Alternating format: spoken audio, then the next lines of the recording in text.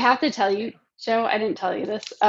I've been so nervous to do Oh, this get out of here. Not because you, Vanessa. Come on. I feel like I could never do you justice in a way. Like I could never, you've been so inspiring to me and motivational that Oh, I just want other people to see that, and I feel like I'm not going to do you justice. yeah, I'm you already will. Yeah, you sweating. will. You will. You absolutely will. All right. So for You're those a of you, you know what? You're a powerhouse in your own right. So oh, don't thank even go you. there. Yeah, I appreciate that. anytime. So I put a poll in here, and Joe hasn't seen it yet, of how many people know Joe Buissink or heard of Joe Buissink before this, or maybe before the video that I posted last week. And 41% of you have heard of Joe. So I get the pleasure of introducing Joe to 59, 60% of my That's pretty audience. cool. So That's pretty that's a cool. pretty cool metric right there. And for Yeah. the record, where have you all been living? Just saying. Well, So I've give been us flying like, under the radar too, you know. this is true. I'm pretty quiet. Yeah, I mean, now. So give us your Yeah. elevator pitch. Like, who are you, Joe? Okay, so I started wedding photography when I was 44, so 27 years ago. I took this photo of my then son, who was 1, he's now 28, nursing on his mom. And I was walking through the hallway at home as I was coming back from work. And I saw this moment right here. And I instinctively grabbed the little camera that was in the hallway table with film in it, because those were the film days. And I Yes. quickly grabbed a shot. My heart was racing when I took the photo. I had no idea why at that time. And then when I realized, when I printed this, I went to the lab. That's where I worked, by the way. I was a part-time lab tech. So I developed black and white film. I developed E6, C41. I printed all of it for the lab.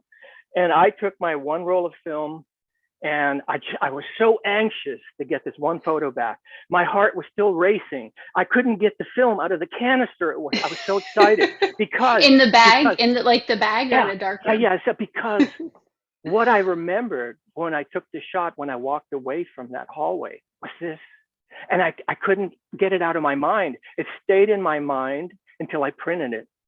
And then when I printed it, I wept, Oh, because that was a moment that was near and dear to me. And I said, oh my gosh, I was in the middle of a PhD program in psychology.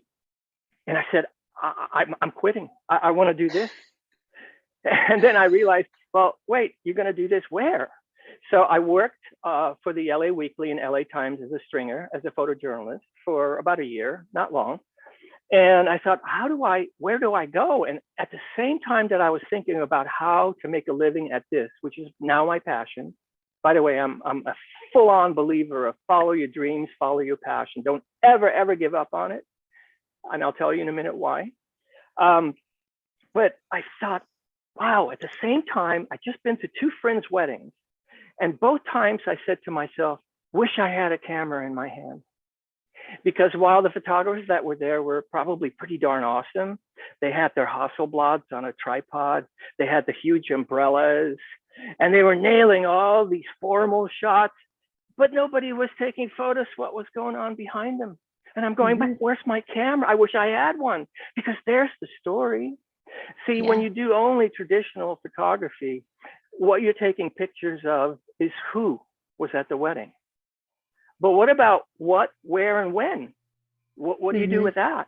And that's more of a PJ attitude. So yeah. I said, that's what I'm going to do, right? So I set forth, much to the chagrin of my entire family, who expected to be a PhD in psychology, to be a wedding photographer. And my dad went, you've got to be kidding me. Oh, So proud. are you kidding? There are so many people. And you know, I got so much flack, even from some of the people that were in the industry, when I grabbed my 35 millimeters Hmm. film cameras, Right, which because everyone all, else was medium format and they were Hasselblads and and the all medium backs, format. and yeah. And they said, you're the second package.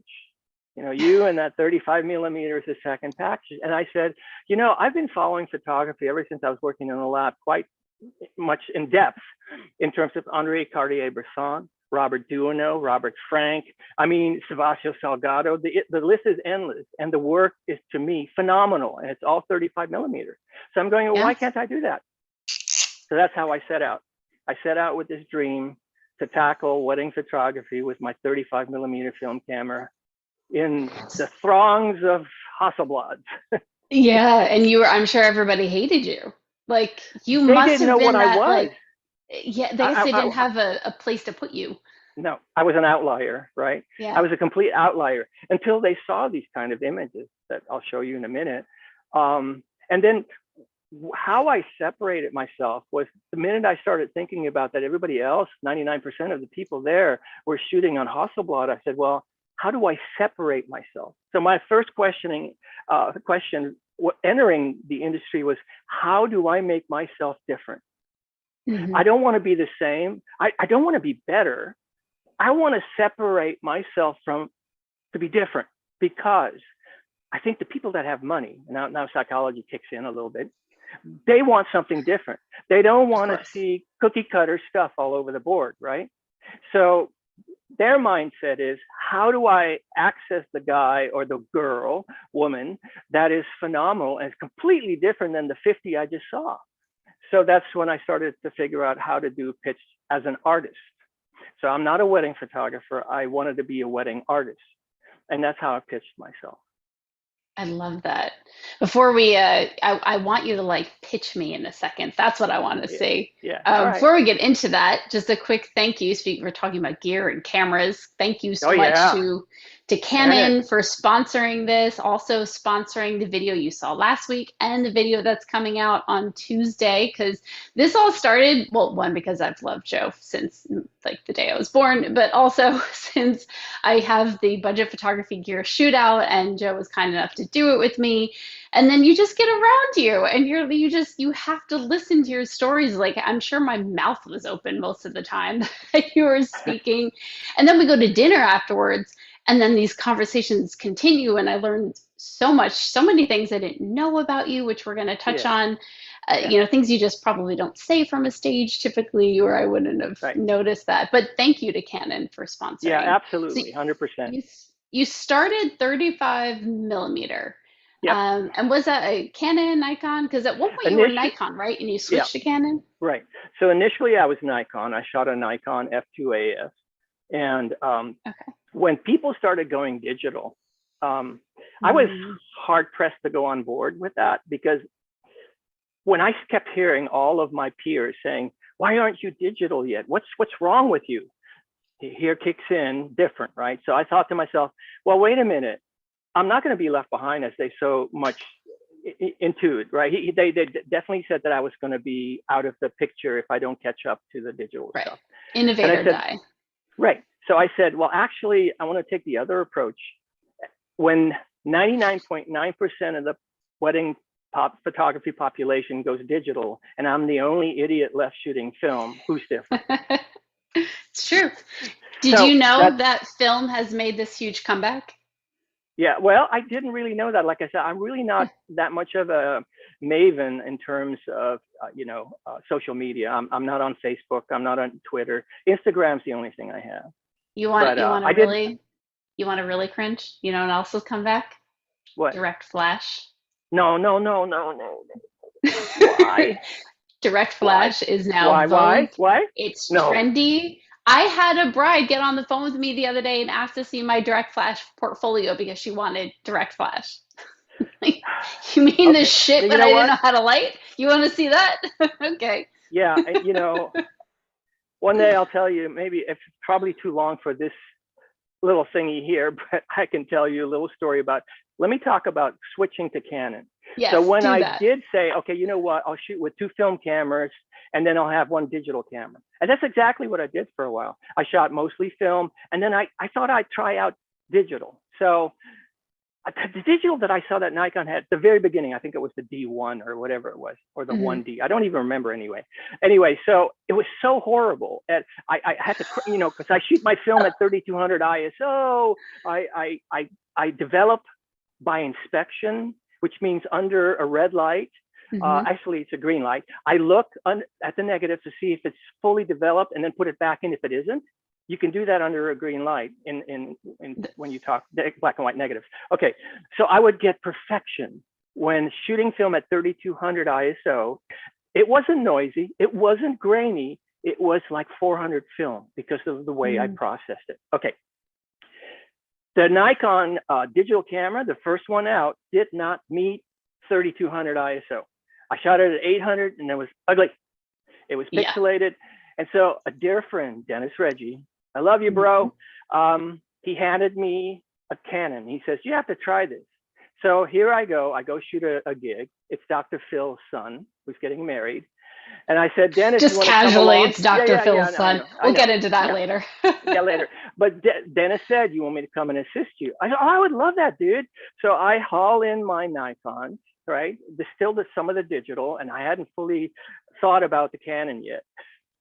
And I park it in there. I don't know what's going on. I'm getting the lay of the land because it's at Dr. Phil's house, the whole 9 yards. The bride that his son married was one of three. There were triplets, identical triplets. Oh my Each one was tattooed to tell the difference when they were babies. Yep. Yeah.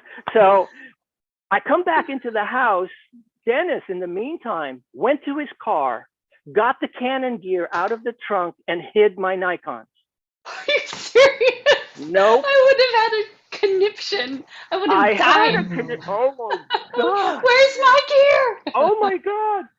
Now we add to that. Well, I'm so used to bouncing with the Nikon, the flash. Yeah. Don't worry, Joe. Here's Dennis. Don't worry, Joe. We're gonna foof. I said, what the hell is foof? He goes, we rotate the flash backwards. It's gonna hit a wall and go foof, and come back and side light them and soft light them instead of direct flash. I said, okay, foof. So here's Joe. They're coming back down the aisle after they got married. And I'm firing. Dennis is behind me, holding the flash head and flipping it as I'm firing. And we're both walking backwards. That's incredible. What I would have given for like a BTS photo of that. Joe Buissink camera, Dennis Reggie on flash. You kidding me? Yeah. At the end of all of that, I switched to Canon. The stuff that I shot, he said, don't worry, go to 1600. And mind you, this is like the 5D. Wasn't even the Mark 1, 2, 3. It was the 5D. And it easily shot at 1600. I fell in love with Canon and never left. Oh. And in 2006, I became an explorer of light. Now I'm a retired explorer of light. Awesome. Amazing. That's so incredible. So long story short, well, you know what, while we talk about gear, tell everyone how you shoot. Oh, yeah. Okay. What's your favorite mode? This is what people will get upset about. And I have had talks all over the world, by the way. Every stage, all over the world, I've gotten the same comments. That is what amateurs do, Joe, because I shoot in P mode. Oh my God. Everybody left the chat. Yep. But you know what? And that's why. Why P mode? Because I'm a PJ shooter, right? So photojournalist. If I have one scenario that I'm looking at, say the bride getting ready, she's getting ready in front of a window, what have you, she's going to be there for a little while. I'm in M mode. I'm in manual mode. I'll blow it out a little bit. I can see it on the back of camera. Boom, boom, boom, boom. I'm good. However, in that same moment, what if that door behind me in that bedroom opens up and it's dad peeking in, right? Because she's just gotten her dress on and someone went out from the room. One of the bridesmaids says, oh yeah, she's got her dress on. Go peek. And he peeks and I turn around and I'm in M. Well, guess what? That's not going to work, is it? So P mode, there's a button on the back of the 5Ds, any of them, 2, 3, 4, that locks the meter. So what I do now is I have a window right here. The bride's getting ready. I will point my 24 to 70 towards the ground somewhere where I have some light and some shadow. I lock the meter. I come back up. I fire. Right? I fire. The door opens up. I let go of the button. I turn around. Boom. It's in program. And you know what that is? That is knowing your flipping gear. And a lot of people don't know their gear well enough to let it help you versus fighting against it all the time. The Canon gear is so intuitive. It's frightening. I don't have, because one of the things that I'm still working on, because I'm a work in progress, is when I reach or go to any wedding, I don't want to think. My whole thing is to be in the moment. And if I think, I'm not in the moment anymore. I'm not present because I'm constantly thinking about what gear, what settings, what this, what that. So if I have one button that allows me to quickly switch from one thing to another without moving the dials on the camera and figuring out where I am and then losing the moment, because it's all about the moment between moments, right? Yeah. That's called the perfect moment. So you can nail 4 shots. That's that one right in the middle. That is just flawless. The expression, the feelings are all there in that one image, but it takes maybe 3-4 frames. So what if you're not that quick because you're having to diddle with dials and f-stops and shutter speeds? It's so true. And that's really like what has also separated you is your method of like selling yourself and presenting yourself. So maybe now's a good time to pull up some of those photos because that's so unique. And I'm doing it wrong. My business, I'm doing it all wrong. You're not doing it wrong. Here, just let me preface this though. Whatever works for you. There really isn't a right or wrong. It's whatever works for you. So what works for me may not work for you, and what works for you may not work for me, right? So I figured out what works for me. And what I realized when people nowadays see my work on the internet, on my website, and they call me, I'm going to automatically assume they liked it enough, what they saw, to reach out to me, to either ask questions or what have you. I insist on meeting them, right, if they're here. And sometimes they, you know, if the budget's there and they really, I know they want me, they fly me out to wherever to meet them. But when they sit in front of me and I do my pitch, I'm not selling the work anymore. I'm selling me. I want them to get an idea of who I am, who's going to show up on the wedding day. So while I speak on these images, this was shot on infrared film, black and white infrared, Kodak infrared film. It was a wedding in Big Sur, California, Northern California. And I asked the bride and groom to just kind of stand by the trees. And isn't that a beautiful moment? I mean, my gosh, you know, when they saw this image, the bride started weeping because she still remembered what she was feeling when I was so excited, when she heard my excitement, because I'm looking through the camera. I'm not seeing on the back of the camera because it's film, but I'm so psyched, right? So what they're getting from me in that moment, and now when I pitch it, is how excited I am, who I am when I take this photo, why I take this photo. I want to be in people's lives, right? That is near and dear to me. And I want them to look back 20 years from this moment and flip through their album and go, oh my God, I remember what I was thinking in that moment. Oh my goodness, I remember what I was feeling in that moment. So if I bring them that instead of all the traditional photos, which you still must have, don't get me wrong, that's a must. You got to have it. But I spend literally no more than 15 minutes on posed formals. 15 minutes, I'm done. Well, and the thing is, they don't know the difference between good and great photography, right? So what's the point in explaining great photography? That's not what that's not what's going to give them the experience they're going to love or hate. Okay, can you see it without glare? I can, yeah. Yeah, okay. So this is, you ready for this? This is a great story.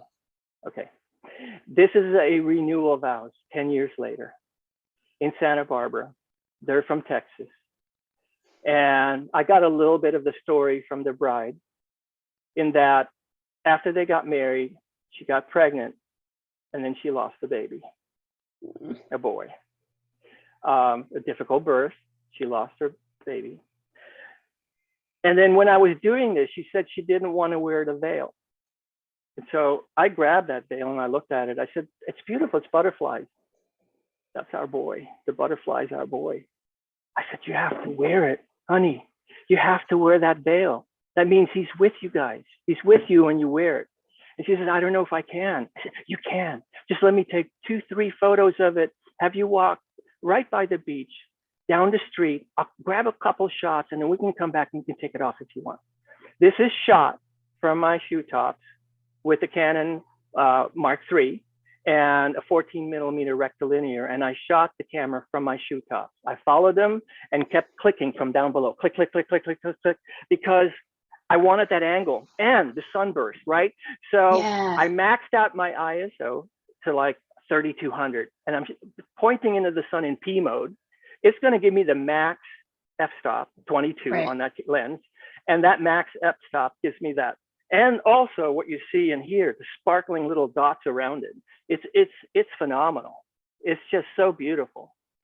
So and you shooting from your shoe before having an LCD screen like the rest of us just live off of. Well, and this is digital, right? So this was a digital shot. So it wasn't film. This was not film based. So this wedding was in Paris. I want you to take a peek at that, right? This is all film now, what I'm about to show you. I love this couple so much. She's from Russia, he's from France. They hired me to come out and shoot their wedding in Paris, and I did for 3 days. And it's just one of those things where I positioned myself because I saw that Eiffel Tower at the corner of my window, corner of my eye, sorry.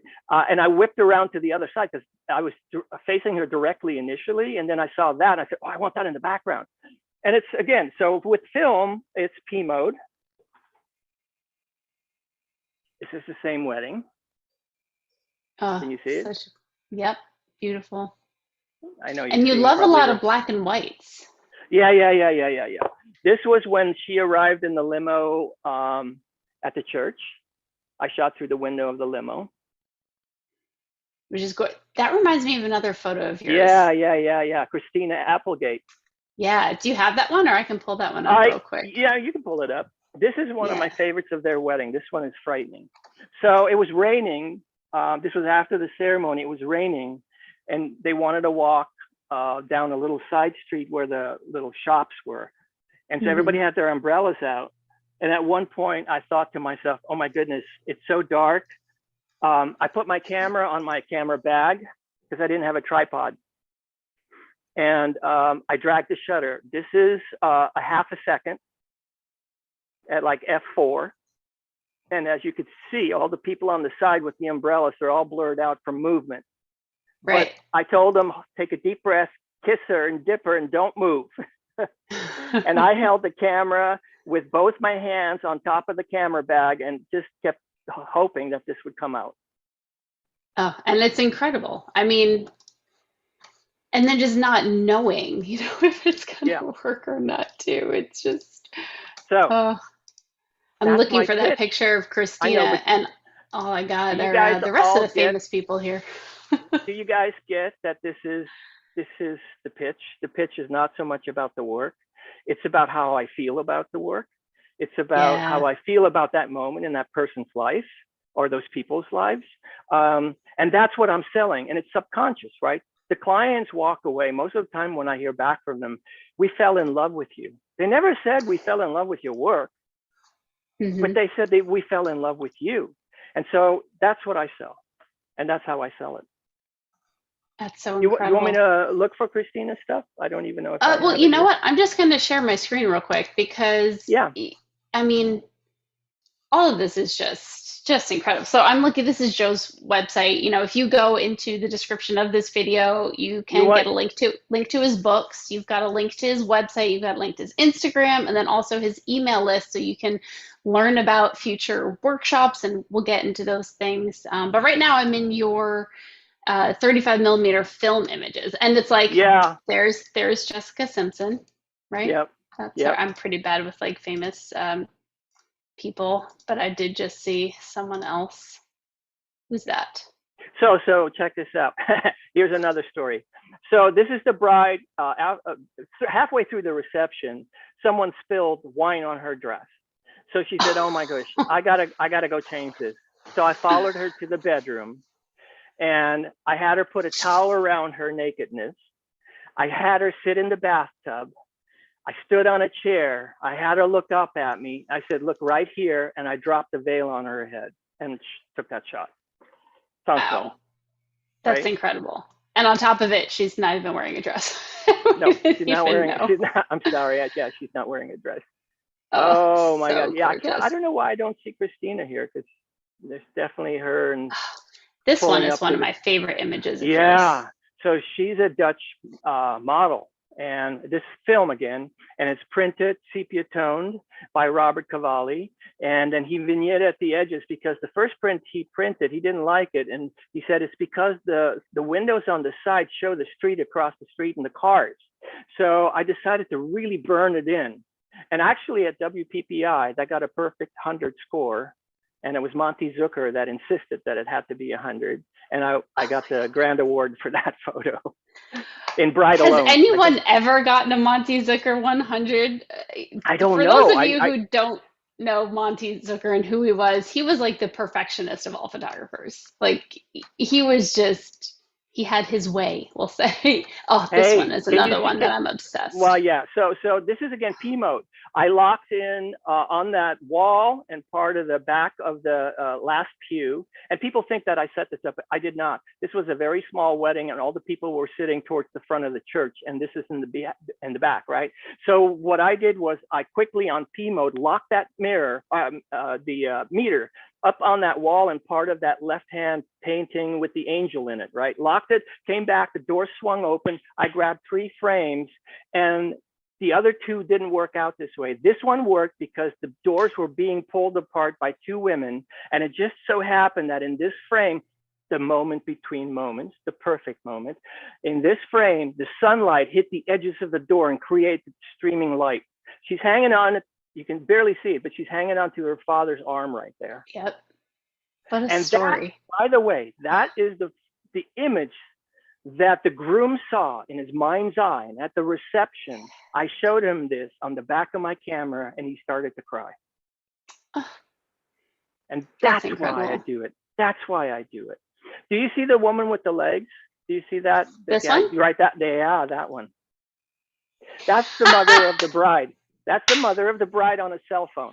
Okay. Oh, that's amazing. She's on a and cell this phone. is PJ. This is what, so we sort of touched on it, but just so you all understand who are watching who don't really know, Joe is not the primary photographer on his wedding day. You're the secondary. So talk about that while you talk about this, because the primary photographer no way would got this. No. And my primary shooter was actually in the middle of the party where they were having a meal. And I followed the mom because the mom went past me, and I'm just watching from the sidelines, and I was trying to snipe her with my 70-200, these moments that were happening at the tables. And I looked over my shoulder and I saw this, and I went, whoa. And I didn't know what she was doing. And I quickly peeked around the other corner and saw she was on her cell phone. So little by little, these guys kept checking her out. The waiter, the bartender kept checking her out. And I must have taken at least 8 shots of this. And at the end of it, when she came back out, I said, you have to see this. And I said, look at this. And she says, oh my goodness, I'm so embarrassed. I said, no, please don't be embarrassed. Anyway, it's a 16x20 over their fireplace right now at home. I love that. Yeah. Oh, look at those so shoes. great. Manolos, yeah, those are Louis Vuittons, I can tell. Oh, so but many. Anyway, yeah, so these are all digi. Yeah, and some of them I convert to black and white. But this one blew my mind. Like the color. A wedding in England. Bride was doing her thing. She was leaning the way that, and it's so quick that that's what I'm training. I don't want to think about it. I just have to react, right? So half the time I'm shooting from my waist or my shoe tops, and sometimes I get it up here, but not often. But I didn't initially see it physically. But in my subconscious, I saw that she was leaning that way, the same way that light was when she was going up. And then the contrast between that yellow and all the white. That's pretty, I like that shot a lot. Oh, I love that one. One of the kind of ones you're really well known for is this one. Because this, I feel like you talked about on Creative Live, which for those of you who don't know, Creative Live, online photo education. There's a link to Joe's Creative Live class. I think you talked about this, Sarah. So a lot of people see this picture. I can talk about this one because that's Kelly Pickler, right? Do you guys know Kelly Pickler? She was on American Idol. Yeah, I think it was American Idol, and she came in 3rd place. And a lot of people thought she should have gotten first, but an incredible singer, right? So she hired me to. So this is a really good story. She hired me to go to Antigua. So initially, she hired me to shoot her wedding, and then she called me up. She says, I have 300 guests. But the paparazzi already know where we're getting married, so we called it off. and which happens, by the way, it happens. Hmm. I called it off. So she calls me December, I think middle December, or right before Christmas. What are you doing January 1? I said, nothing. We're getting married in Antigua. I said, okay. You want to come? Sure. Yeah. I said, how many people? She said, well, it's me and him, you and the coordinator. That's it. And both of you and the Wow. coordinator will be our witnesses for our license. Okay. So this was a staircase that went up the oldest part in Antigua that was on the island called Jumbie Bay. They got married in Jumbie Bay, which is an island off of Antigua. So we flew to Antigua, took a boat to Jumbie Bay. When I got there, I saw that staircase. I said, Kelly, hold on a second. I'll scream at you if I see something from the top. And I knew I was going to see something when I saw that wooden staircase. So as I stood there, I said, oh my God. So I hung over the banister on my belly, my feet off the ground because I could see them because I was using the 14 millimeter rectilinear. I said, hey, Kelly, come on up. So the first 3 shots was her looking down because she's holding her dress and she doesn't want to step on it. When she got midway here, I said, hey, honey. And she looked up and I went, boom, there you go. That's the one I want. If I said for her to look at me, she would have smiled. I wanted to capture the essence of who she was in that moment. And that's camera unaware. If people are aware of the camera, they put on their camera persona. Everybody smiles at the camera.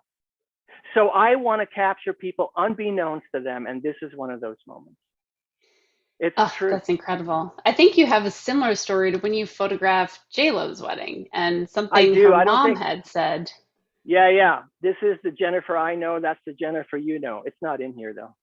Yeah, I mean, there's obviously NDAs you've signed all over the place to Yeah. be That able to one was use or not, that or that one was heavy duty. I love this picture. This one's just ridiculous. Dennis, Dennis was with me on this. This was Dr. Phil. And Nice. this is cocktails, and Dennis is in the room. He's helping shoot too. He's an amazing shooter as well. You know, I love Yeah. him. He's like my brother. But anyway, so there was this moment, and all of a sudden I look over, the sun is setting, and I see this thing over to my left. I go, you got to be kidding! And I went over and I shot it, and Dennis came up and he said, what the hell did you just shoot? So I showed him what this was on the back of the camera. Only you, Buissink, only you would see that. You know, it's funny. I'm going to stop sharing the screen for a sec Yeah, so I can get back to you. You know, it's yeah. funny. A lot of people watching, you know, like, oh, like he shoots famous people and it must be so great and everything's amazing. And I'm sure they're very inspired. But let's shift gears a little bit because what Oh, inspires me aside from photos is like who you are. And when we had dinner that other night and you yeah, told me about your childhood yeah. and experiences, like you should have grown up statistically to be a very different person. So can Yeah, you yeah, do like a repeat? Like yeah. where were you born? We'll start there. No, so I was born in Indonesia, and I lived there for 7 years. Both my parents, mom and dad, were born in Indonesia, and my grandparents, one was Dutch on both sides. The man was Dutch, the woman was indigenous Indonesian. So my mom and my dad were half and half. I was then also half and half. But 7 years, 1958, Sukarno came into power backed by the communists, and he kicked all the Dutch out because up until that time, it was a Dutch colony. Indonesia was a Dutch colony. And so I grew up as the little white cheesehead amongst the indigenous people that actually hated, for the most part, us being there because Right. Holland kind of took that country. In hindsight, now I see that it wasn't a nice thing what they did, right? Yeah. But in any case, so 7 years old, we were kicked out. We got 12 hours to get to the docks. Boats from all over the world came to pick us up. There were thousands of us. We weren't allowed to bring anything. I think my parents were allowed their wedding bands, and that was pretty much it. And we had to go back to Holland. So all of us, thousands of us, went back to Holland. And we arrived in Holland. And first thing I said on the boat when I was looking over the edge, I said, I have never seen so much white in my life. And what I was looking at was snow. I'd never seen snow Whoa. before. Yeah, Indonesia is all jungle, right? It's all Right. jungle. I grew up climbing coconut and banana trees and barefooted and all. But here's this flat land that was all white at the time that we arrived there, right? And then the Dutch kids, you know, again, in hindsight, I understand there were thousands of us that were Dutch citizens that came back, that not took over, but had to be taken care of by the Dutch government as citizens. And this is a tiny little country. There's very little space. And the Dutch are a very forgiving people. They're one of the kindest people I know on this earth. They're very hospitable. They're really sweet people. Maybe not in that time, because we took over jobs, we took over housing. Yeah. So the Dutch kids would beat up on me, would pull my little sister's hair, and I would have to throw myself in the midst of it and fight him off. And I would get beat up every day, and I'd say, come back tomorrow, I'll try that again. And I came here when I was 11 in 1962. And this is the best country I've ever been to. And I've been to several others. And mind you, yeah, sure, on vacation. But fast forward through all the things that I've been through. I'm a Vietnam veteran. I mean, on and on and on, so many different things. What I realized in photography, that the most important thing about photography is who you are. People don't think about that, but I want you to imagine looking either at a photograph in a museum or a painting, something, and you're having this relationship with what you're looking at, and you have these thoughts. Oh, I really like the spaces on that, or I really like the way that's juxtapositioned against that. And you have this mental thing that's going on in your mind. What's actually happening, there's a two-way communication. The painting, the photograph is talking to you and you're admiring it. So there's that communication between you and the photograph. What people don't think about is this is actually a three-way conversation. Not only are you speaking with the photograph, you're speaking with the maker of the photograph. What was he or she thinking when she shot that? What was she thinking about? What do you think she was thinking about? That's why I can for sure. I can see a Bresson, say that's an Henri Cartier-Bresson without seeing his name on it, right? And I may not recognize, but I recognize the style. So the most important thing is who you are. And that's what I try to sell when I pitch myself, is who I am. And it's really crucial. I mean, it's and all these things, mind you, who you are is the life experiences you've had that have brought you to this day is who you are today. I wouldn't change anything. All the abuse, all the whatever has happened to me, I wouldn't change a thing, because I wouldn't be who I am today if those things didn't happen to me, right? So do I wish they were easier sometimes? For sure, right? But all the experiences are lessons. They're life lessons. And how I incorporate that, yes, I could have turned out to be a different human being and being angry. But I said, how can I use this to my benefit?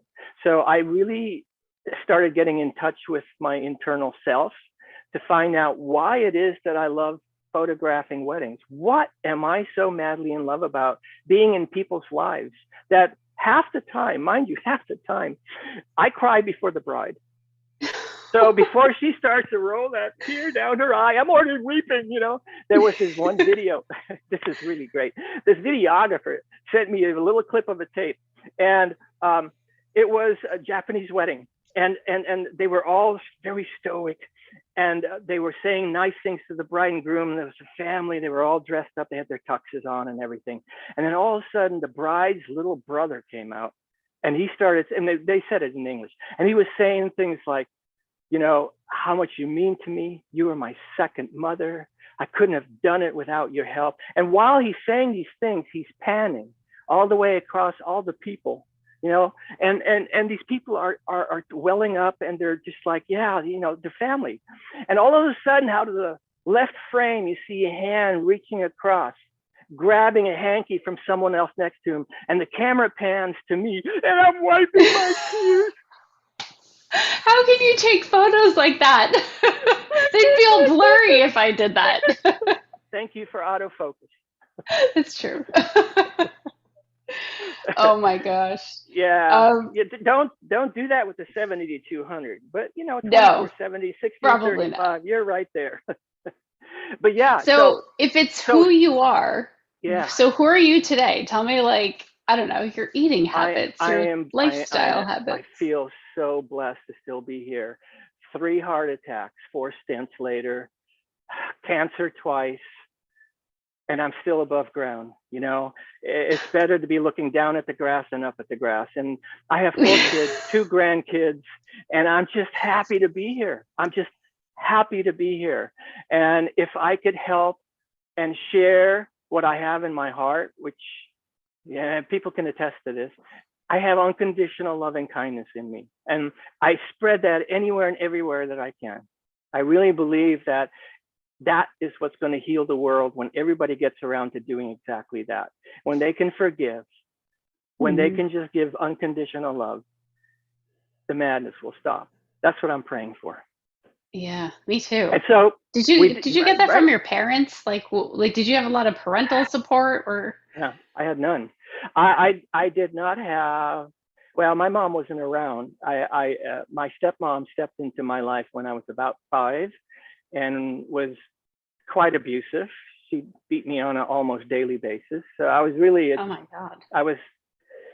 I had child abuse in my history, and my dad just didn't defend me. He was a World War II survivor of concentration camp. So when he came out after being in there for 2 years, he was a broken man, and he didn't know how.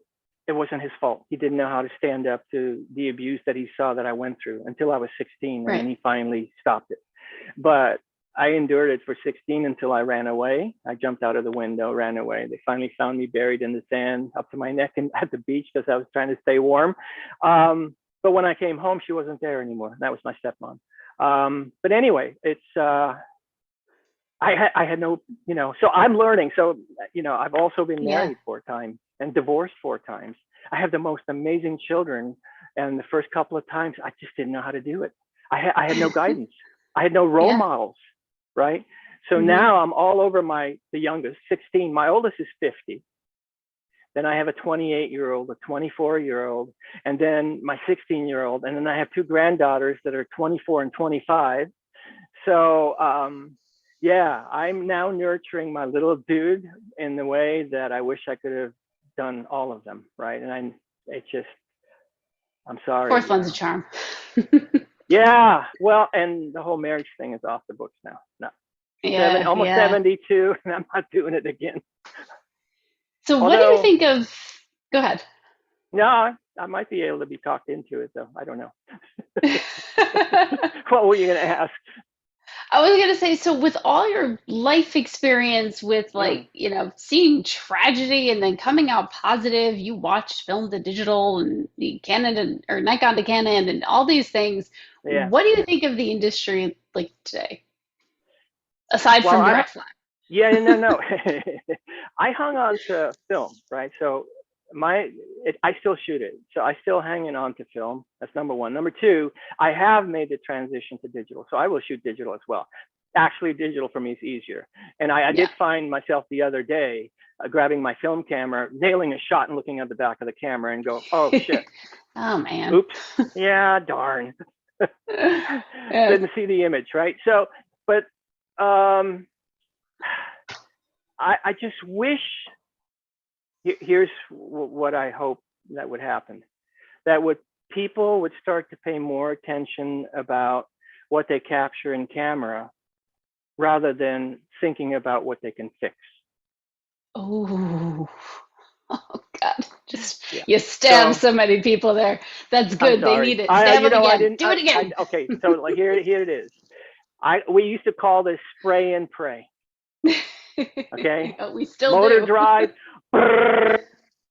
Lord, I hope there's one in there. Yeah. Instead of nailing it, and I did have someone tell me it doesn't matter how I captured in camera, I can fix it. I'm like a whiz in Photoshop. And that's unfortunate. Not only is that an unfortunate mindset, it's also unfortunate that you take 3 images and you layer them together to create a stunning moment that never existed. Oh yeah. Oh, and in wedding photography too. It's like that.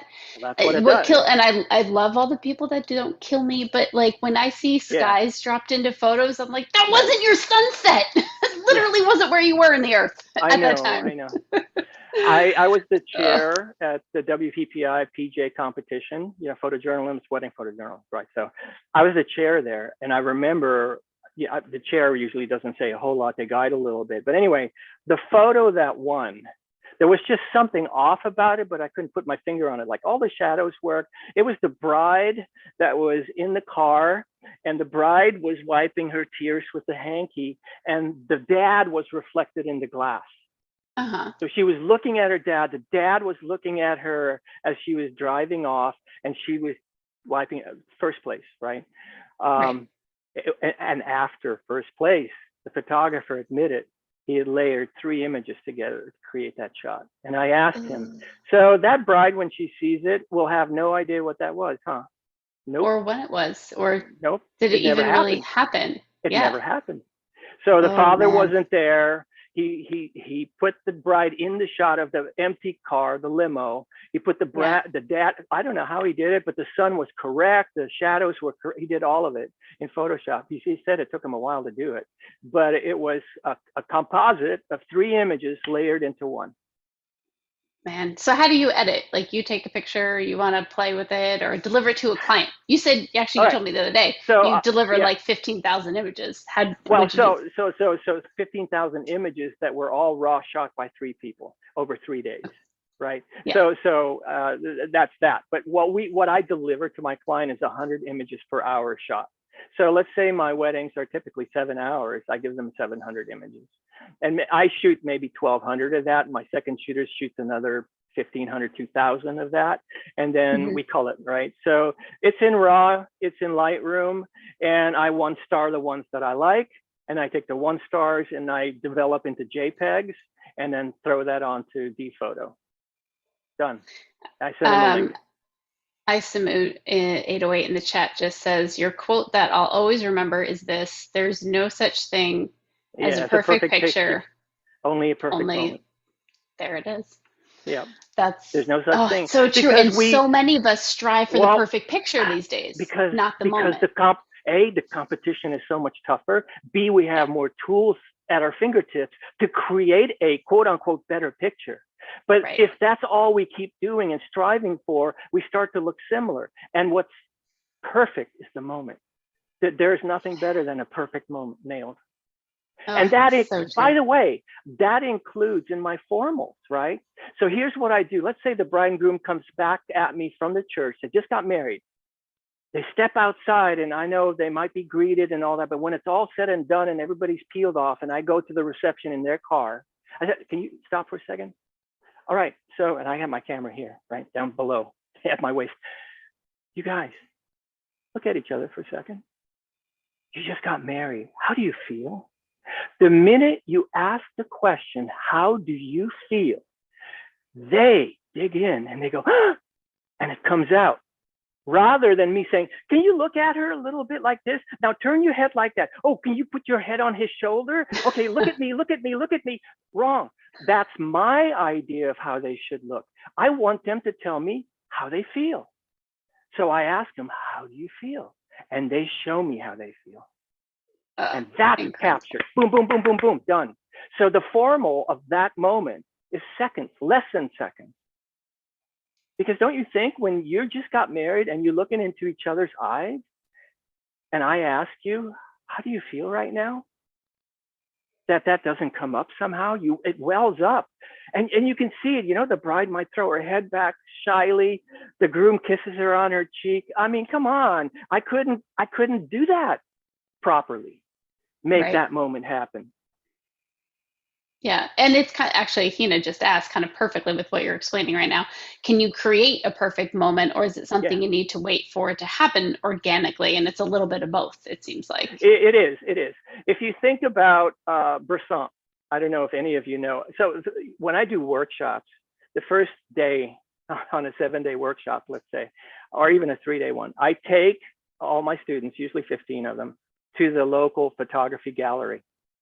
Because when I ask everybody, so how many of you have actually gone to a gallery and seen like a black and white show of anybody's work? And I get 0 responses, maybe 1 out of 15.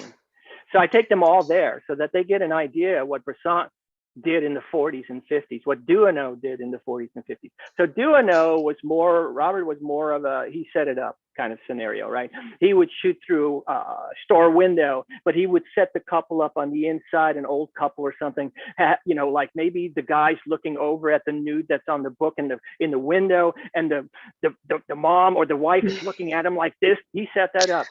Sounds like a meme. Yeah.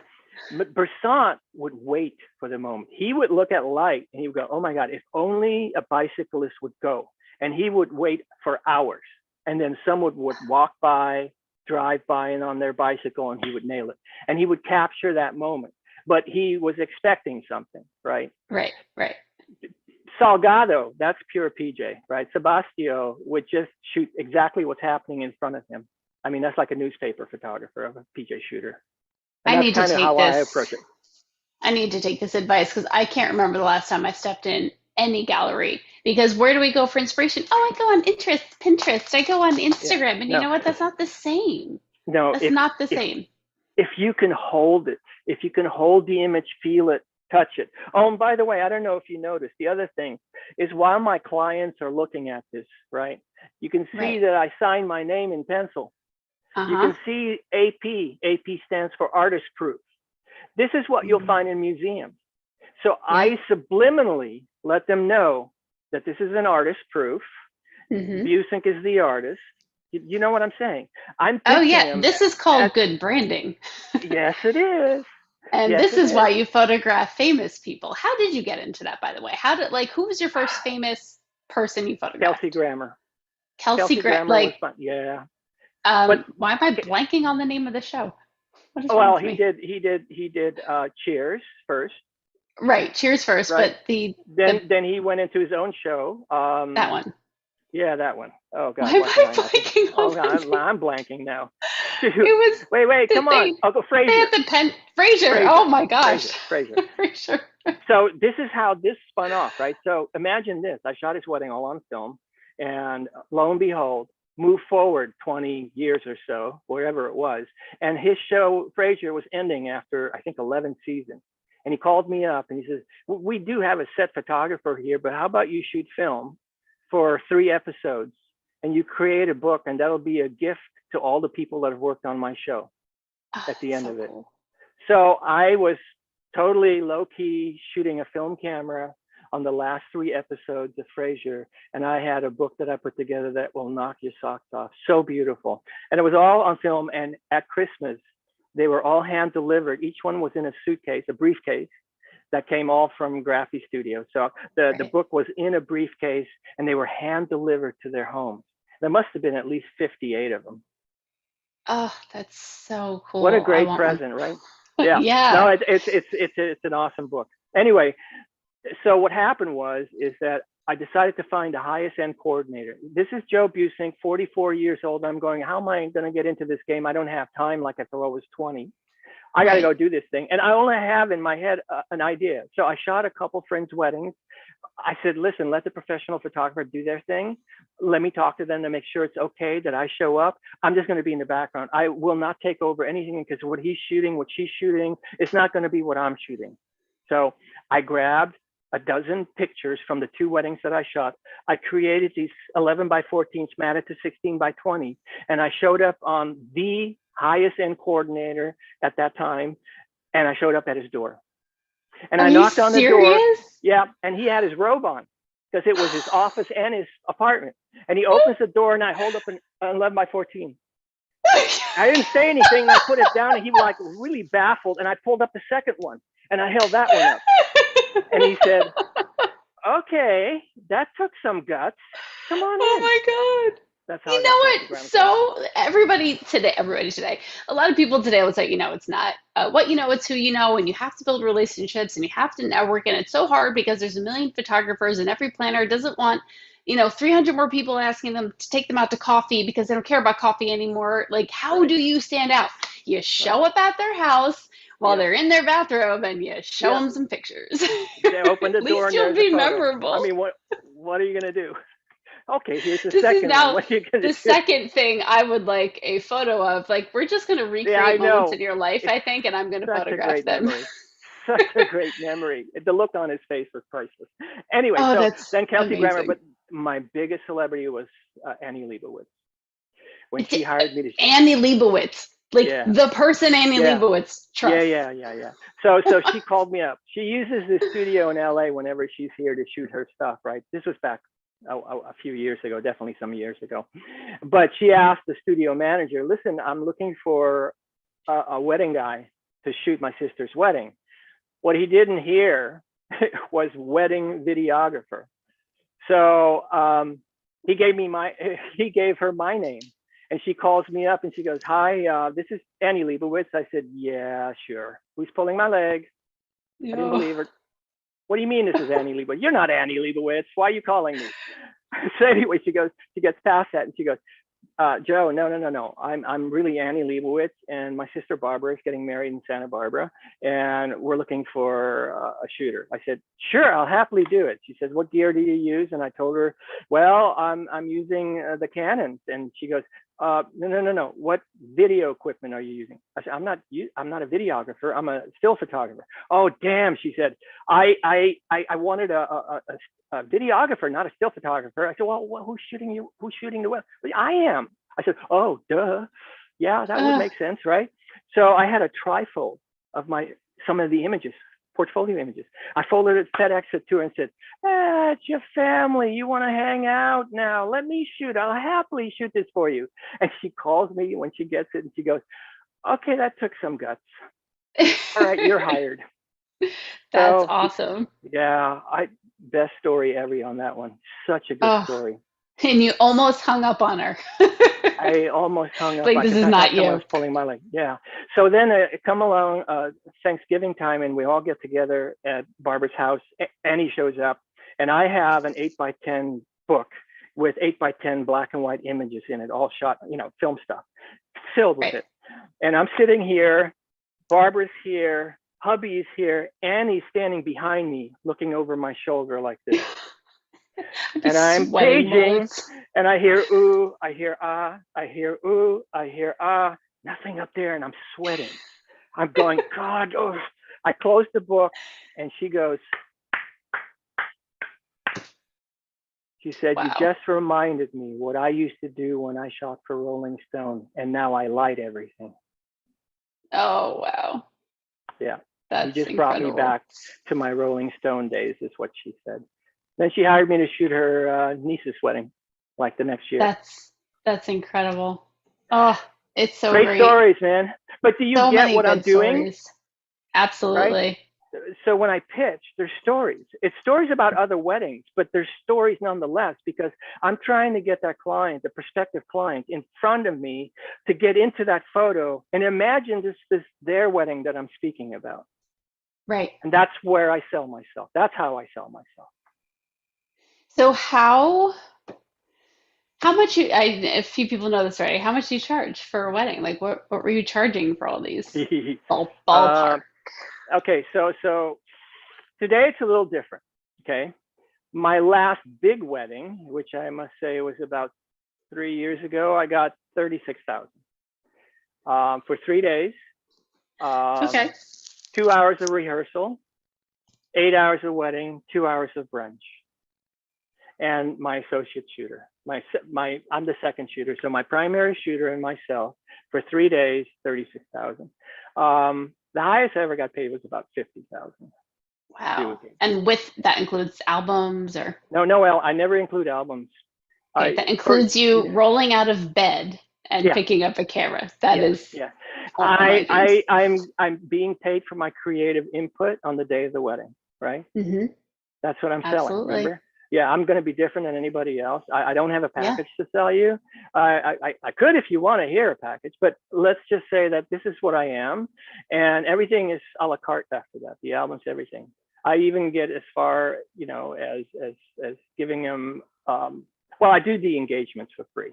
So because I throw that in, because it's usually a half an hour. That's all it is, and this is where I get to learn who they are, and they get to learn who I am. Yeah. So by the time I show up at the wedding, it's Uncle Joe, right? It's Joe. Joe, where are you? Where have you been? That's what Jen said to me, Jennifer. Wow, Joe. I mean, so if they know me, then that's even better, right? Absolutely. Yeah. Jay is asking what typically is in your camera bag when you shoot weddings. Okay, so nowadays it's 2 Canon Mark D3s. I have my 14 millimeter rectilinear. I have my 24 to 70 2.8, 70 to 200 2.8. I have one, I think it's the 800 EX flash system, probably one flash. Um, and the 50 millimeter macro for detail shots, because I love shooting the rings and all the tiny little details and throw shit out of focus in the background. I love that Yeah. stuff. Yeah, sorry. It's true. It's good. Well, that's Yeah, good. no. How did So that's you go ahead, finish no, in the bag? Oh, you didn't tell us what light. Yeah, that's what I was just saying though. The Yeah. 800EX or is that the 600EX flash? Canon. 600, yeah. Yeah, 600. And it's bounced, poofing all the way. Foofing always. Yes. So you started at 44 years old, right? Yeah. How did you learn the gear? Like, where did you start? What did that look like? Well, because you couldn't go on Instagram and YouTube and learn something. No. So I didn't take any classes. I didn't read any books. I just went out and shot. So while I was working at the lab and I worked for LA Weekly, I just had a feeling of how to capture moments. And I really initially didn't learn from the very beginning M, P, or A modes, right? I was just in P mode. And then I realized, well, this was a little under, and this was film days. You can't save film the way you can save digital. No. So it's no saving that once that's gone. Anyway, so then I started to learn on my own. So I would do street shooting. I went out in the street and I started shooting. What's even better is I was confronted by a lot of people that obviously didn't want their photos taken. So it's Robert Capa, one of my favorite wartime photographers, and not because it was war, but because he was an incredible human being. I knew him before he passed away. But he said, if the picture isn't good, you weren't close enough. Mm-hmm. So I dared myself to get close to photographing people on the street. And you will get some really bizarre looks sometimes, because what the hell do you think you're doing, right? What are you doing pointing that thing at me? Yeah. So I learned that way. And so the PJ moments for the paper and going street shooting, that helped me learn how to get into M mode, A mode, P mode, and learning all the modes first before just utilizing P to the best for my advantage during weddings that are quick. I can't redo, right? So at the wedding, it's not like, hey, and I've seen people try to do that. Oh, they just missed it. And they go, hey, can you do that again? Well, they can, but it won't look the same. Yep. You know what I mean? that moment's gone. I'm sorry. You can try and recreate that moment. It's not going to look the same. No, not at all. Not even close. Yeah. You are so always inspiring, especially after hearing, your childhood. After, what was it, a couple of weeks ago, you got attacked by a homeless man? I did. Having the bad ticker. I also have 2 knees that need replacing like you. Mm-hmm. And I'm being scheduled for that now. But I do my walks every morning. I live on the beach here at Venice, and I typically walk at 7 a.m. and I do about an hour's worth of walking and do 10,000 steps, whatever it is. Pretty quick, but now a little slower. And I always have my earbuds in. I'm listening to music, and this was a learning experience for me. But a couple of weeks ago, out of nowhere, this homeless young white guy, 28 years old, 6'2", 185, 200 pounds, squared off and hit me right in the ear on top of the earbud. And the problem was that earbud was in my ear, and the rubber compressed the air and popped my eardrum, a hole in it. So I had a perforated eardrum plus a sore jaw. And I turned around and I screamed at him, hey, do that to my face. And I tried to run after him. I was so angry. And my knee said, no, you're not running. Good luck with that. So I made it, 10 yards, and that's as far as I could go.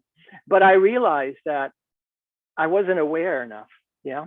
So my walks now is that my lesson in this was I need to be present more.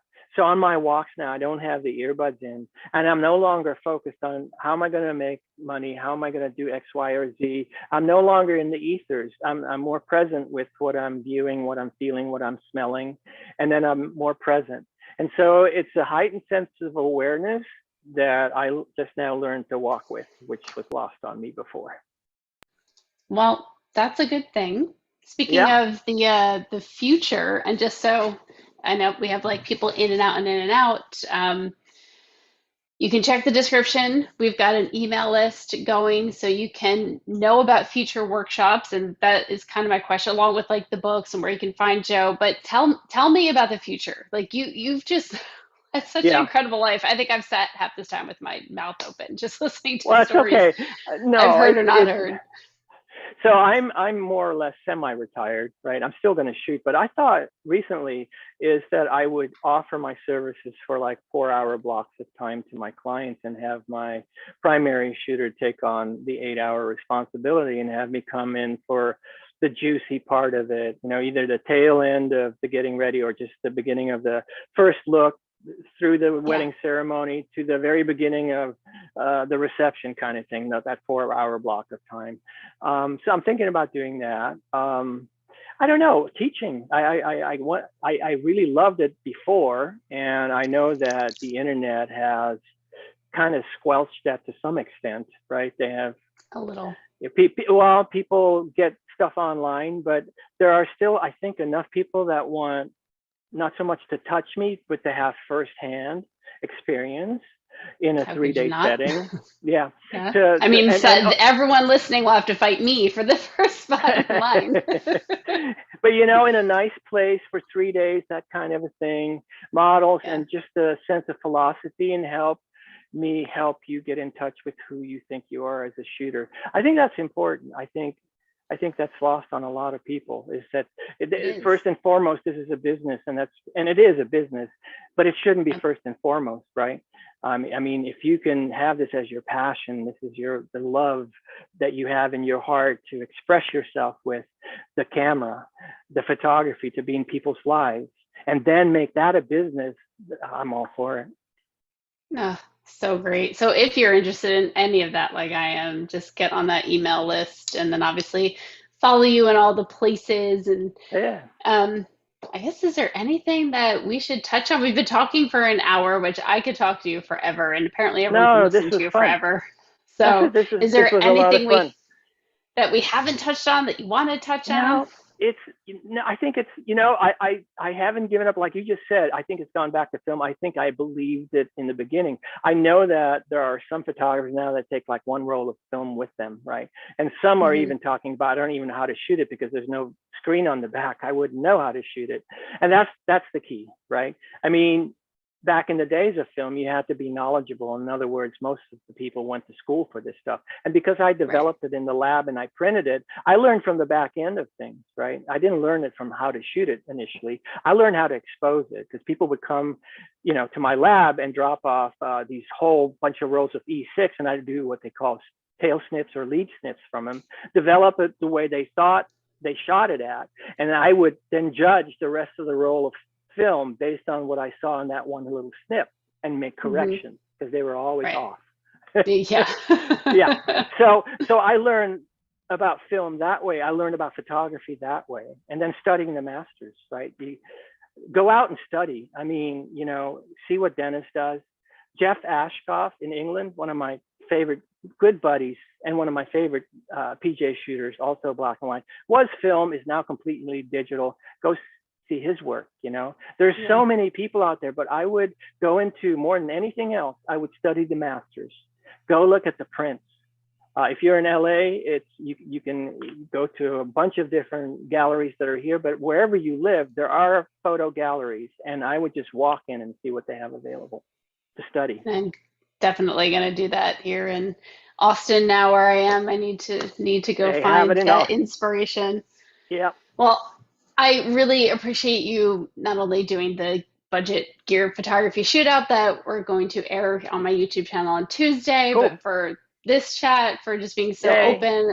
And I really hope you know exactly how inspirational you've been to myself, to, other people. I mean, you're such a pivot minded influencer. Yeah. Before influencers were even a thing, No, you're I'm the OG I'm just influencer. thrilled. I set out that if I could help one person to feel that what I've shared with them made them a better photographer, that I would be very happy. But apparently, there's been several thousand across the globe that have felt that way. So I feel very honored to be let in to all of your lives, including yours, Vanessa, including yours. And I thank you for inviting me to speak with you. That was awesome. Thank you. Thanks so much for being here. Yeah. And this will be on YouTube, so you will, you guys can watch later, share it around, okay, play great. it every single Sunday for that motivation. And then since you're here, by all means, like, subscribe, and leave some love in the chat. And that is what we've got for you. Awesome. I'm going to end this stream, and then Joe and I get to talk for 30 seconds without all of you listening. So thanks, you bye. guys. See you later. All right.